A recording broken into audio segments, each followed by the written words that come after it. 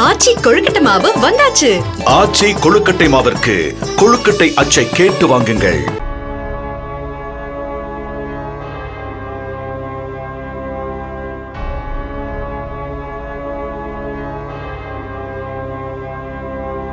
Italy நாட்டில் லெஜியோனேயஸ் என்ற நோய் காரணமாக இதுவரை 4 பேர் உயிரிழந்துள்ளனர். மேலும் 53 பேர் பாதிக்கப்பட்டுள்ளதாகவும் ஐரோப்பிய நோய் தடுப்பு மற்றும் கட்டுப்பாட்டு மையம் அறிவித்துள்ளது.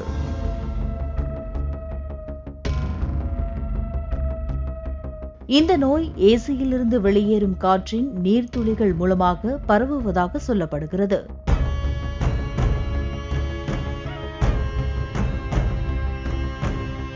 பொதுவாக இந்த பாக்டீரியா ஆறுகள், ஏரிகள், மண் ஆகியவற்றில் காணப்படுகின்றன. லெஜியோனெல்லா நிமோபிலா என்ற பாக்டீரியாவால் ஏற்படும் லெஜியோனேயஸ் நோயானது நிமோனியாவின் கடுமையான வடிவமாகும்.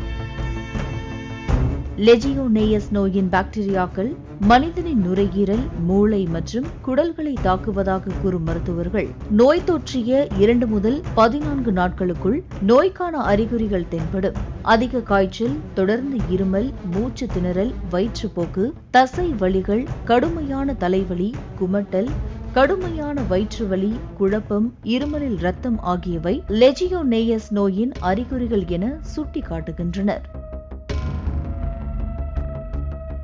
நோய் எதிர்ப்பு சக்தி குறைவாக இருப்பவர்களையும் 50 வயதுக்கு மேற்பட்டோர்களையும் இந்த நோய் எளிதில் தாக்குகிறது. இதுவரை இறந்த 4 பேரும் 70 வயதை தாண்டியவர்கள் என்பது குறிப்பிடத்தக்கது.